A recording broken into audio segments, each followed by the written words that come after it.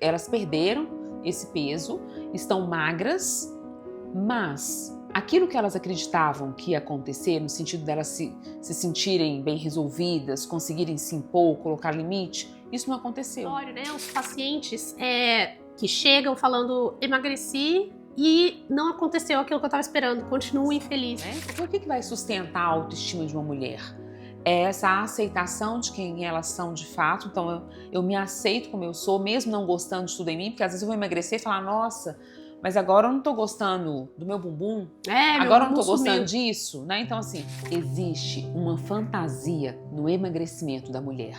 Muitas acreditam que, ao se tornarem magras e atingir o corpo do sonho, elas vão se sentir seguras, bem resolvidas e deixar todas as feridas para trás. Nesse momento, as canetas emagrecedoras são assunto em vários locais, mas eu percebo que pouco se fala das questões emocionais que envolvem o emagrecimento. E hoje, para conversar sobre isso, eu convidei a Ana Heloísa Breschi. Que bom, Ana, ter você aqui com a gente de novo. Ah, obrigada. A Ana Heloísa, ela é endocrinologista, nutróloga, é quem me acompanha no meu processo de perimenopausa, de emagrecimento e, além disso, é uma grande amiga. Ana, seja muito bem-vinda à nossa conversa de hoje. E eu queria começar conversando com você sobre como é que você percebe que essas mulheres que buscam emagrecimento, como é que elas chegam ao consultório? Que queixa que elas levam? Você percebe que tem essa questão do emocional por trás? O que elas buscam quando elas vão até você? Exatamente, Renata. Elas chegam, né, com essa questão de... muitas porque estão vendo amigas emagrecendo, como você falou, as canetas emagrecedoras estão aí por todo lugar, então é uma medicação que realmente mudou o mundo, né, mudou a maneira como a gente vê, então a gente tem visto muitas pessoas emagrecendo, muitas chegam porque viram a amiga emagrecendo e querem buscar isso também. Então tem muito esse desejo de tipo, vou ficar magra, vou retomar um corpo que eu tinha antes, e uma das perguntas que a gente faz durante o processo, até para ajudar na escolha da medicação, é se existe muito relacionado ao comer emocional, que a gente chama, né? Que seria, você desconta muito a tua ansiedade na comida, quando você tá ansiosa, você quer comer. Tem gente que às vezes desconta todas as emoções na comida. Então, tô feliz, eu quero comer, tô triste, eu quero comer. Então, tem muito isso. Isso muda, às vezes, um pouquinho a questão do tratamento pra gente. Mas a maioria das mulheres que me procuram hoje no consultório querem atingir um corpo que viu nas redes sociais ou que viu da amiga, e isso sim pode se tornar uma coisa perigosa, porque às vezes aquilo não é uma realidade propriamente dita, né? Eu vejo no consultório, Ana, as pacientes que estão sendo acompanhadas por mim há mais tempo, que ainda estão usando as canetas emagrecedoras, que atingiram o corpo que elas gostariam lá atrás. Elas imaginaram assim, se eu perder 10 quilos, 15 quilos, eu vou estar super feliz, super segura. Elas perderam esse peso, estão magras, mas aquilo que elas acreditavam que ia acontecer, no sentido delas se sentirem bem resolvidas, conseguirem se impor, colocar limite, isso não aconteceu. Porque, na verdade, tem uma série de questões aí que envolvem a relação com a comida, né? E se essa mulher não tratar essas feridas do comer emocional, que desencadeia o comer emocional, se elas não aprenderem a olhar para elas mesmas com essa busca de se priorizarem, de se cuidarem, de se respeitarem, a autoestima vai continuar fragilizada, né? E eu vejo que essa questão de buscar o emagrecimento já é um processo delas decidirem olhar para elas mesmas, né? Vou me priorizar, vou gastar comigo, porque é um investimento financeiro, né? Vou me dedicar a isso, mas não é o suficiente, né? Porque se elas não têm um processo de se resgatarem emocionalmente, de decidirem se cuidar, elas vão ficar magras e vão mas continuar. autoestima frágil, né? Exatamente. Porque infelizmente a medicação não vai tratar isso, essa questão, né, da autoconfiança, e até o próprio fato de ter perdido peso usando uma medicação às vezes traz ali uma sensação de tipo, eu tô roubando, eu usei um atalho. Tem muita gente que às vezes encara dessa maneira. Tipo, só emagreceu porque tá usando a medicação, ou então, você roubou pra emagrecer, como se fosse dessa maneira. E na verdade não tem nada a ver com isso. A gente sabe que as medicações vão promover sim uma perda de peso, mas também uma melhora em vários fatores metabólicos que vão além da perda de peso, que são coisas que não são visíveis a olho nu, mas que a gente como médico consegue enxergar nos exames. E isso vem muito assim do estigma da obesidade, né? De achar que a obesidade é uma coisa puramente comportamental, que é uma só escolha, né? que é uma escolha da pessoa, que para você emagrecer é só você fechar a boca e fazer exercício. E quanto mais a gente estuda sobre a obesidade, mais a gente vê o quanto isso é errado, assim.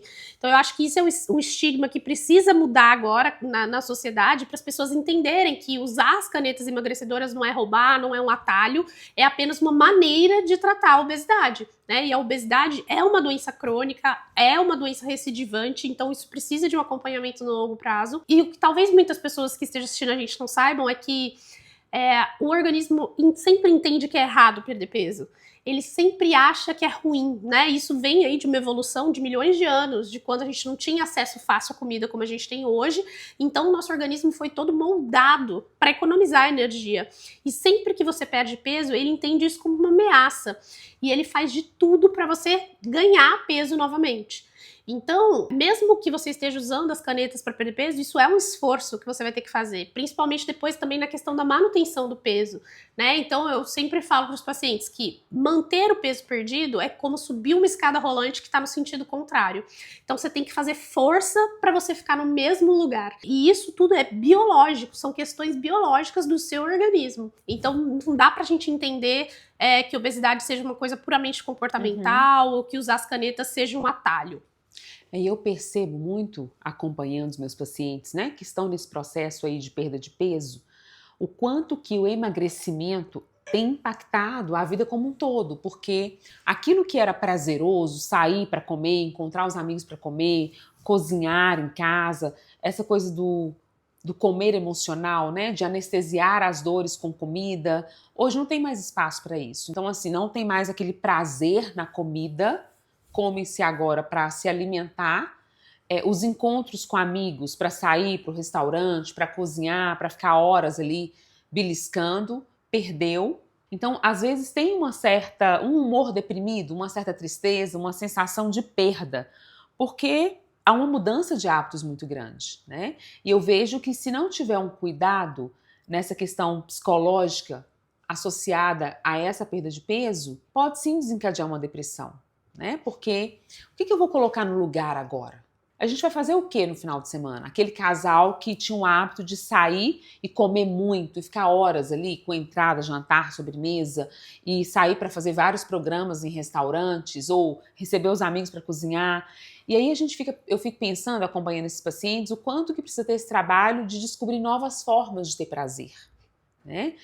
O casal encontrar outras maneiras de ter prazer, de olhar para aquelas feridas e entender o que eu estou compensando, porque a obesidade sim como doença, mas é uma doença multifatorial, né? Existe a genética, existe uma série de questões aí que você vai saber falar melhor que eu, mas também existe a questão emocional, que precisa ser vista, né? Que precisa ser tratada, porque senão o emagrecimento vai ter um impacto sim na vida da pessoa, muito positivo em todos os aspectos, mas ele não vai resolver tudo. Então eu acho que precisa ser um trabalho muito multiprofissional, não é verdade? Exatamente, e a gente vê isso no consultório, né? Os pacientes que chegam falando emagreci e não aconteceu aquilo que eu estava esperando, continuo infeliz.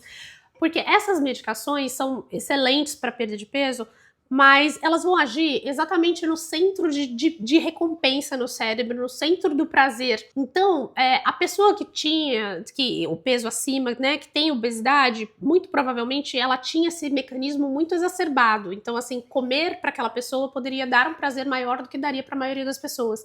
E quando você tira isso com a medicação, pode ser um baque ali para o paciente, exatamente porque ele estava depositando todas aquelas emoções positivas na comida. E a gente vê isso também com outras coisas, não só com a comida, mas também com o consumo de bebida alcoólica e com cigarro.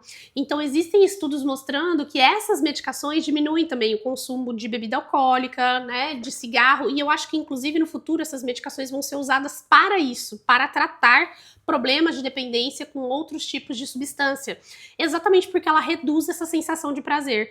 Então, se você usou a caneta e está sentindo isso, né, ou se você acha que você tem isso, a caneta pode te ajudar.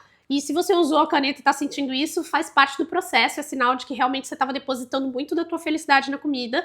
Procura terapia para a gente rever outras questões que possam ocupar esse lugar que antes era da comida. E a gente estava falando sobre a questão da obesidade, né? Quando você falou da doença crônica, que precisa sim desse tratamento, que hoje é um benefício inquestionável às canetas emagrecedoras, mas eu vejo que tem um preconceito muito grande ainda, né?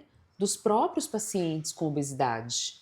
Eu atendo um paciente que eu te encaminhei, e agora que ele começou com você, com obesidade desde criança, né? E eu falava com ele, mas agora tem um tratamento, não seria eficaz te ajudar, já que a gente está trabalhando as questões emocionais aqui, mas não é só o emocional.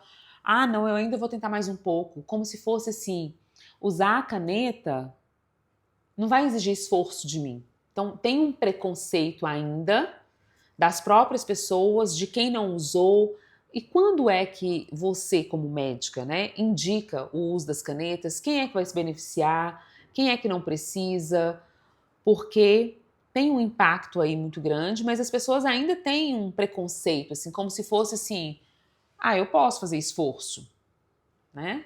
Eu vou Exatamente. conseguir sem a caneta? Olha, é claro que as pessoas podem perder peso sem a medicação, mas vai ser assim um esforço muito maior, né? Um esforço muito maior para perda de peso, um esforço absurdo. E as canetas, né, gente, essas medicações, antes de chegarem no mercado, elas passam por estudos, e esses estudos são comparando ali com pessoas que fizeram dieta e mudança e atividade física por conta, que seria esse esforço sozinho. E em todos os estudos de todas as medicações para obesidade, a gente vê que esse grupo, que seria o grupo placebo, né?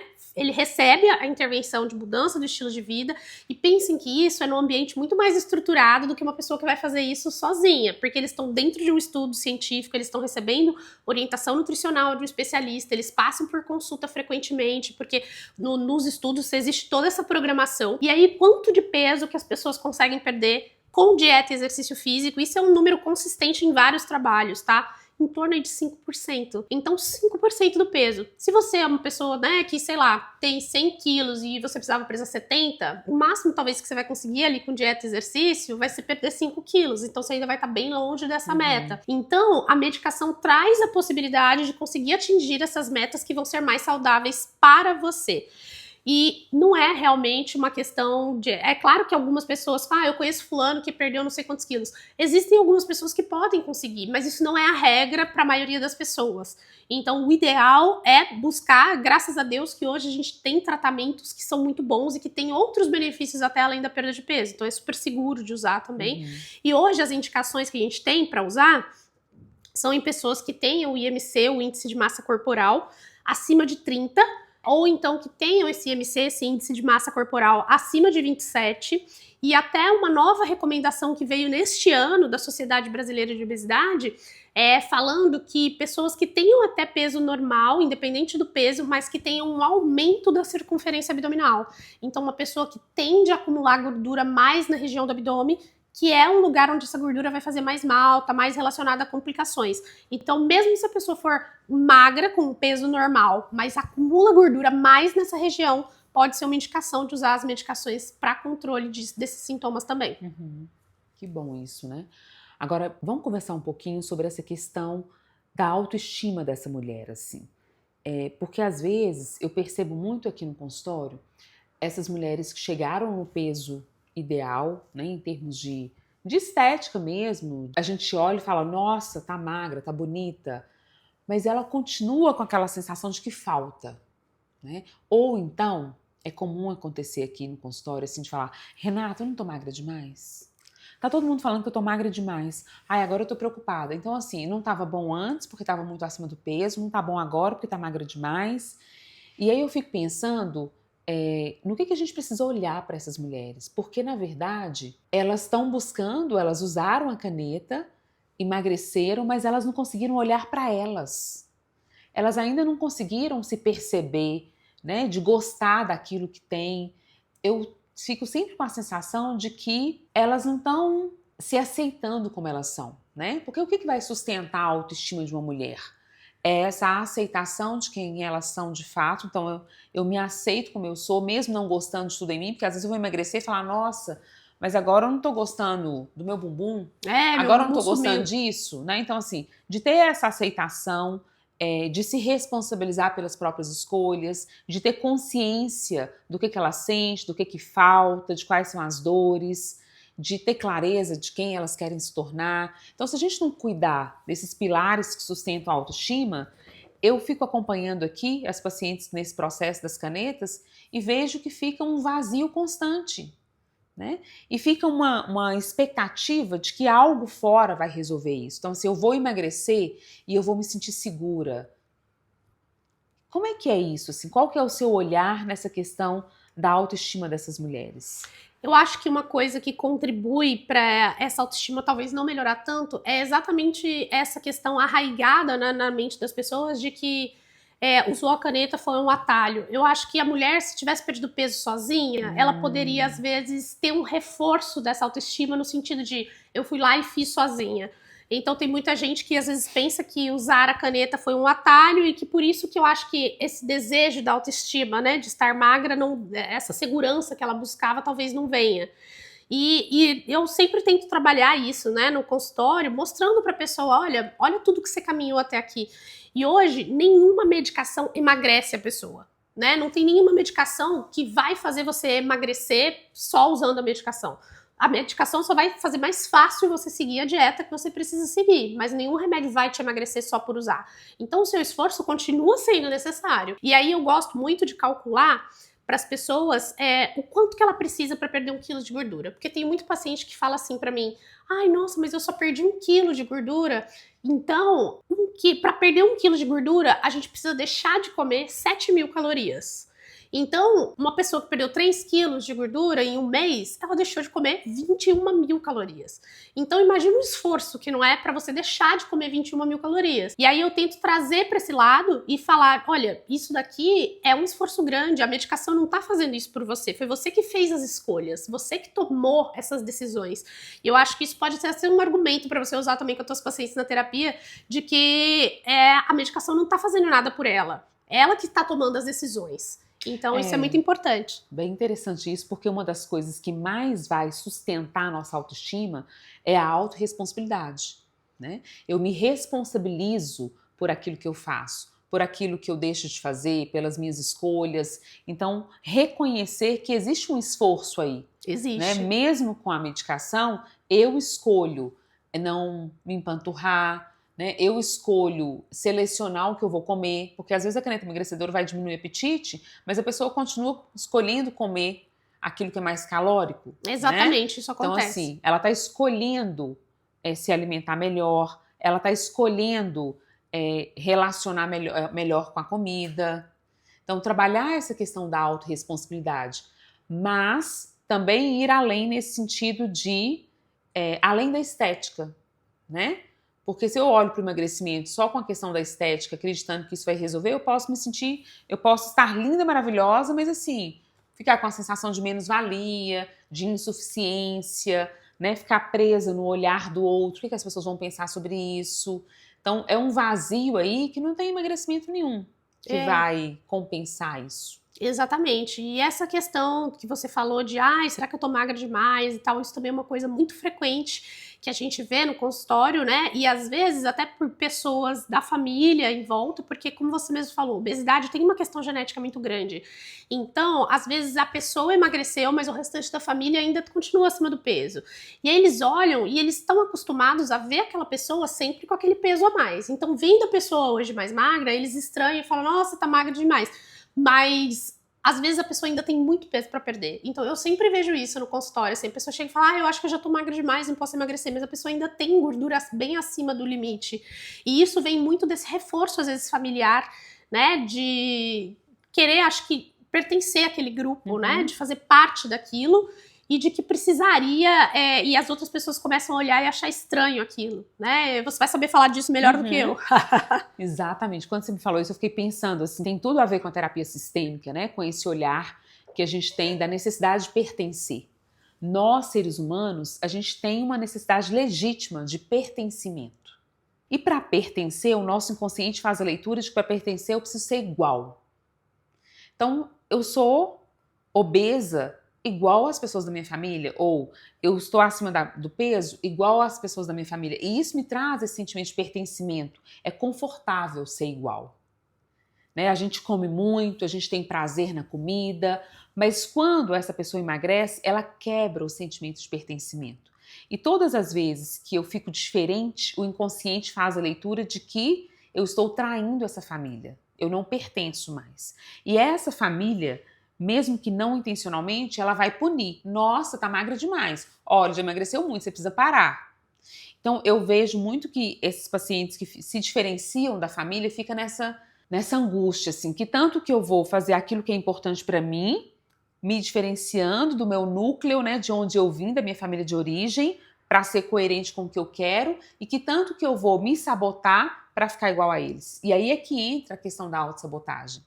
Porque eu sei onde eu quero chegar, eu estou fazendo todo aquele caminho para ir para lá, mas quanto mais eu caminho em direção onde eu quero chegar, mais eu quebro o sentimento de pertencimento. E aí a pessoa faz isso.